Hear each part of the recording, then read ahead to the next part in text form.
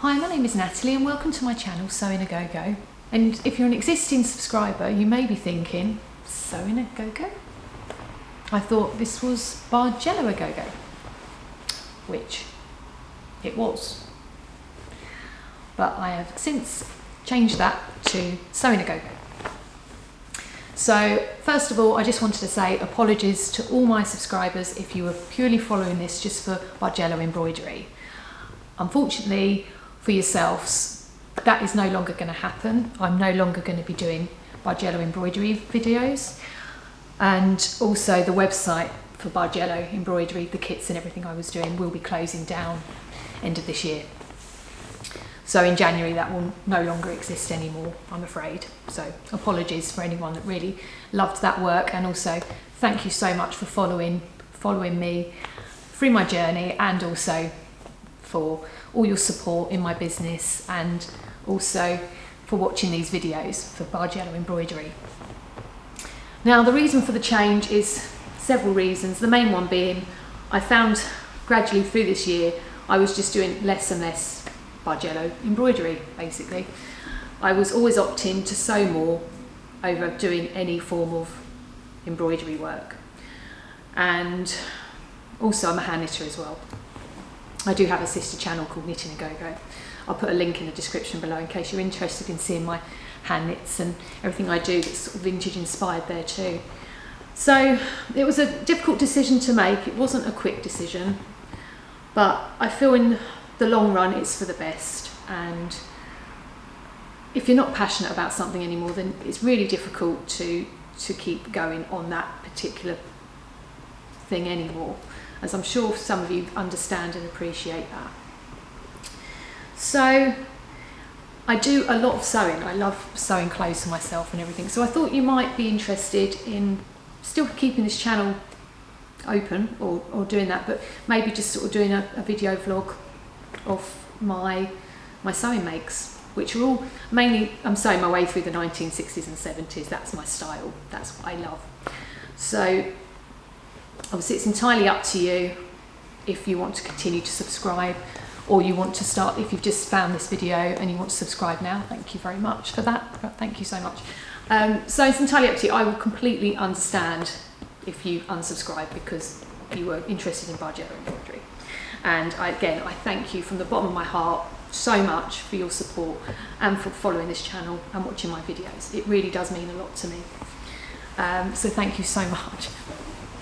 So for those of you who are still intrigued, who are still curious, maybe still want to see what I have to show you, thank you as well. First of all, thank you so much. And this video isn't a full sewing vlog. I'm just giving you a little taster of what my sewing is about, really. It's a fairly quick video. I don't go into detail of my cutting out in this video or everything like that. I've just literally, I'll show you the pattern and a bit of the showing you close up of when I've sewn some bits on there as well. So it is really a quick video. It's just mainly to come on here to explain I'm changing the channel, and for also for you to just, like I said, get a feel for kind of what to expect going forward. So that leads me on to this blouse I'm wearing. So one thing I have been doing, sort of embroidery wise you could say, is hand smocking. I've really been enjoying that process. So I've hand smocked a few items over the past year, including this lovely Liberty fabric bishop's blouse that you can see here.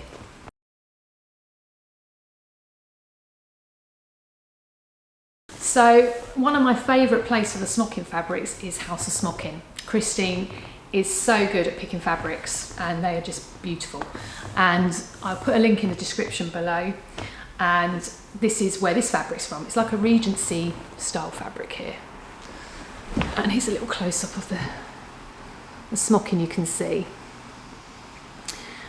And as you'll see in the video, I did a combo of two patterns in the end to make this. And I adapted the collar from one of the patterns to have it like the other one that had the smocking sleeves on it, or the smock sleeves, which was like this ruffle here.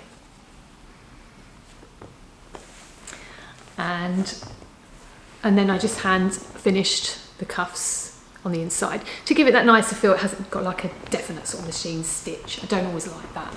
I think that's quite a nice sort of detail. I love like little detail on. It's a nice sort of, you know, finished sort of scene on there with that. So I'm going to stop talking here, and you can have a quick look at my little process to make this blouse here. So since I've got into hand smocking, I've really enjoyed using some vintage smocking patterns, and I did make a nightie in this a gardener smocking design pattern, and then I came across this and a bishop's blouse as well that you can see in this picture here that I made from one of their patterns.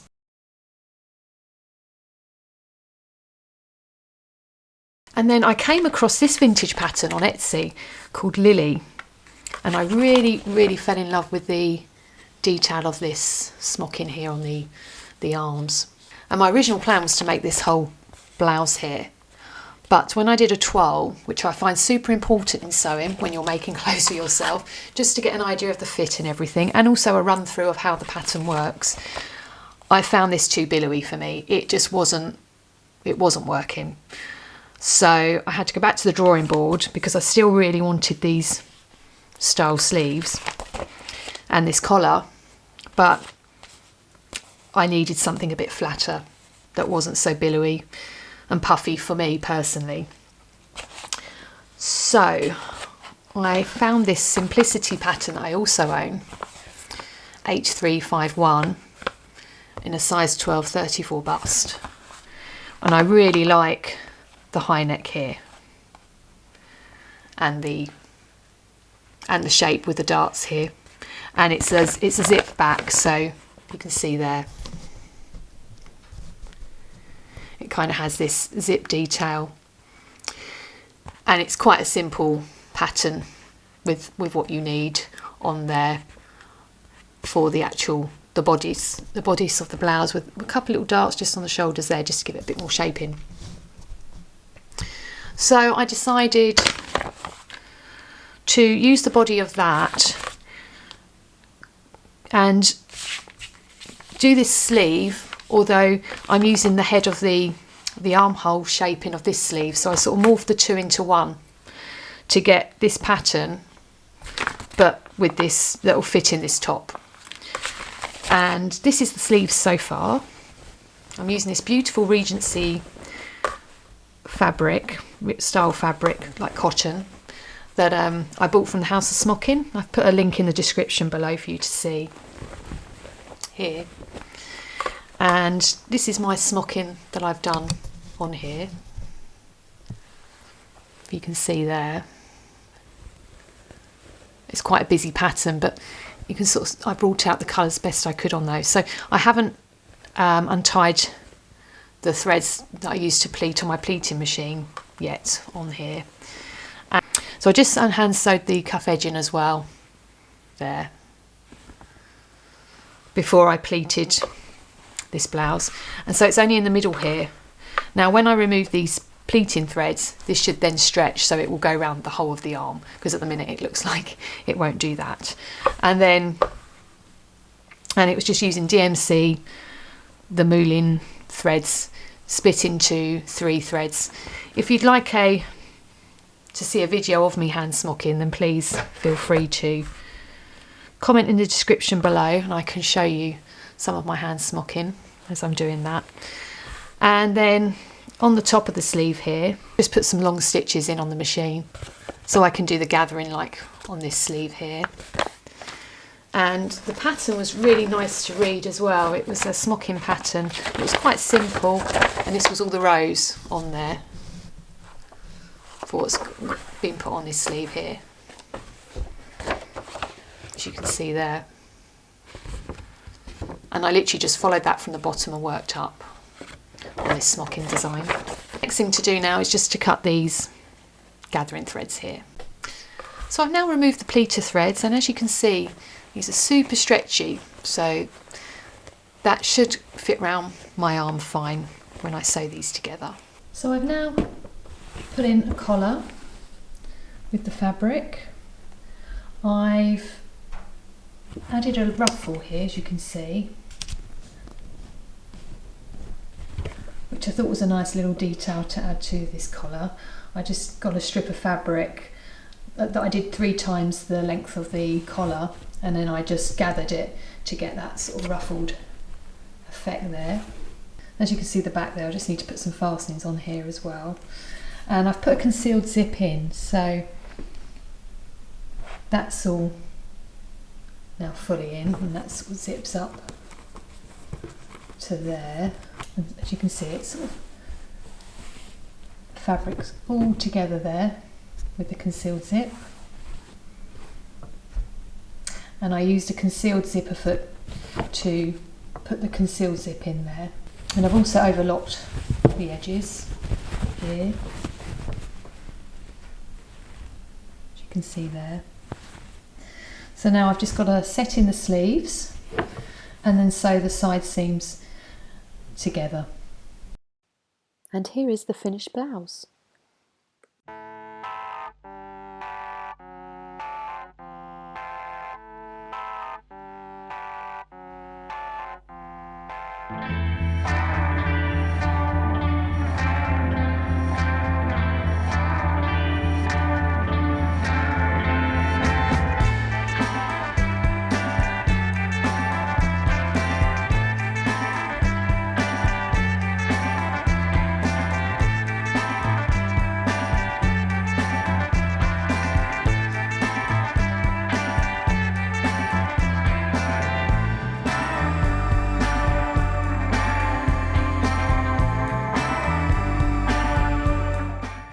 So what are my thoughts on this blouse?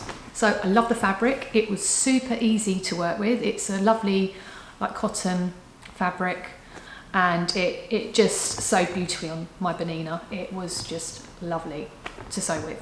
Cut really well. A dream to work. It was a dream to smock with as well. Lovely crisp pleats in there. I haven't shown the hand smocking process in this video either, and I have a pleater, like a pleating machine that we use in hand smocking, which makes it super quick to gather the fabric. So if you would like to see me hand smocking one of my garments, where I actually show you some of the hand smocking and the pleating, just to get an idea of what that's about, please feel free to comment below in the description below and let me know, so I can plan some videos around that for you to see. But what I really liked about this was this long, the way it was, what I'm finding, I challenge myself with my smocking projects, so I like to try something different. Obviously in that picture you saw earlier, I had all smocking around here, and it was a bishop's blouse, bishop with the neckline, and it was a new technique I'd never done before, so that was really interesting to try. The finished blouse of that was really billowy though, so you have to really tuck that one in. That's why I changed this design, because I didn't want that flounce or big fabric here. You know, I wanted this more fitted, which is more to my style and taste a lot of the time. And yeah, I hadn't done smocking up a sleeve where it's only partly done and then, you know, to a certain point. So it was, and again, another thing I really wanted to try. And I'd never really put lots of ruffles in my blouses before. So again, I've hand stitched that. I don't know if you can see there. I've sort of hand stitched, turned it over in there. And I basically just increased it by the collar width 3 times and gathered. And I'm really, really pleased with the result of this. I'm super happy with that. It initially was a bit too long, and I shortened it. And I've just overlocked on the inside there, just to finish all my seams. They're sort of all overlocked using my lovely Bernina overlocker that I got several years ago, and it just seems to automatically tension to my fabrics. And it's super easy to change the threads. I love it. I love it, love it, love it. Like I love my Bernina sewing machine. They're just great things to use. The puff sleeves were really, again, just gathered in and then put into the sleeves, so I was happy with those. And I just love the fabric. The only thing, again, this is all learning from doing these things. So I was initially inspired by this sort of stitch by a pattern I've got in my Golden Hands book of a lady that's wearing sort of this, like, similar, it's a different pattern and different stitches. But I liked how it sort of finished there, and she had this sort of leg of mutton, or she had this like big sort of puffed you know, almost like Victorian style, like sleeve. And I was really inspired by that. So when I found this pattern, I was like, oh, that's brilliant. You know, I will follow the smocking pattern as per the pattern. So you can see in this photo here of what I'm talking about, this golden hands picture that inspired this hand smocking process on this sleeve here.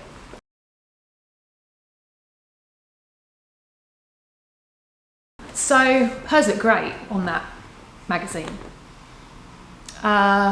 So any small gripes I've got, you might have even noticed, is the fabric sort of billows a bit out where there's gaps in the smocking. So from like one stitch pattern to the next, it does this sort of puffy thing along it. And I can't seem to sort of tuck that away. It just does it because it's not smocked around there. And when I looked closely at that picture again from the golden's hands, you might want to rewind and have a look, all her smocking stitches, or the smocking stitches on that particular outfit she's wearing, are all tiny, so she doesn't get that issue. And I'm like, that's what it is, because I believe anyway, because it's because of these gaps between the smocking and the wider smocking. It's not all, if it was all like this particular smocking here, if you can see, and it had been like that all the way up, I don't think I would have encountered this issue. I think it would have all just stayed nicely all the way up. But again, I'm not disappointed. It's a learning curve. If I hadn't done this, I'd never know about that. And I might have encountered it later on in another smocking design that I'm sewing. So it's fine, it's wearable. I'm still happy with it. It's for me. I love these cuffs. I know I briefly spoke about them earlier, but I just love the finish of them. I just think they're so lovely. So the question is, would I potentially make it again? I'm pleased with, like I said, how the sleeves came together in the top and set in with me sort of changing the sleeve head round, which is what I did to get the pattern match. So I just used the sleeve head from this blouse pattern against the other pattern that was for the smocking. I just changed the sleeve head slightly so it would fit in this blouse. And then I just slightly, it was quite a wide sleeve, which it still was, but it just slightly was decreased to match the sleeve head just on the top bit, which hasn't made a difference. It fits really well. I'm really pleased with it. I did lengthen this blouse pattern by 3 inches, and the reason I did that was so, if you saw in the reveal, it was so I can pull it over a skirt or trousers. And I do plan to actually make a pair of trousers, like flared trousers, using a Tilly and the Buttons pattern, but I might slightly adapt it to make them more fitted on my thighs. So I will make them more fitted on my leg at the top. So I may do a video for that if you'd like to see it. Please comment below if you would. So I'm really happy with the fit. I love how the zip went in. It went in like a dream. The conceal zip, I've sewn quite a lot of concealed zips over the years, and I also have got a video on this channel showing you how to set a concealed zip in a cushion that I did on a Bargello cushion project that you might like to see, just to get an idea of how they set in. It's pretty much the same as you do it on a garment as well. It's very similar. So yeah, I would definitely be up for making this style blouse again. I've got all my original and redrawn pattern bits, so I've kept them all together. The only thing is I would change the smocking stitch. So if I was to do it again, I would definitely do probably maybe like that pattern at the beginning, sort of all over, so I wouldn't have this like poofiness coming out here like I've got. But like I said, I still think it's wearable. I'm not too annoyed about it.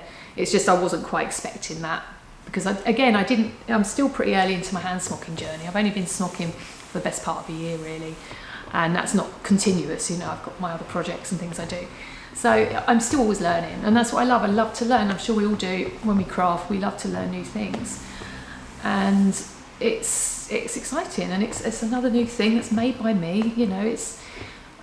It's unique. There's not going to be another one out there, from the fabric choice to the fact it's smocked here with this pattern to everything. It's uniquely mine, and I love that about it, and I'm so looking forward to wearing it. I love it with this skirt, and like I said, I've really got a trouser design in mind that I've got in a beautiful plum fabric that I would love to also make, that maybe like they're a bit more high-waisted, so again I can wear this blouse tucked in and pulled out a little bit. But I can also wear it with the longer length on the hem that I put. You can actually have it worn out as well over some trousers, so it's more like almost like a tunic sort of length. So I've got all those options. But yeah, I'm overall a pretty successful sew, apart from the billowy things going on here, but like I said, it's all a learning curve. Thank you so much if you've managed to stay through and listen to me talk and watch this video. And if you want to subscribe to the channel, if you're new to this channel and you've just seen this video, or you're an existing subscriber and you want to stay subscribed and you want to continue to see my sewing endeavours and what I do, I've got some exciting things planned that I'm really looking forward to sharing with you. So please feel free to still follow, and also I'm looking at doing some quilting projects as well, so it's not just going to be clothes for me. There are some quilting things that aren't necessarily, some of it will be 60s and 70s, but there will be almost like some maybe modern quilting with some linens fabrics from something else, but again, I'm going to share that all with you in later videos. So I really hope you enjoyed this video, and once again, thank you for watching.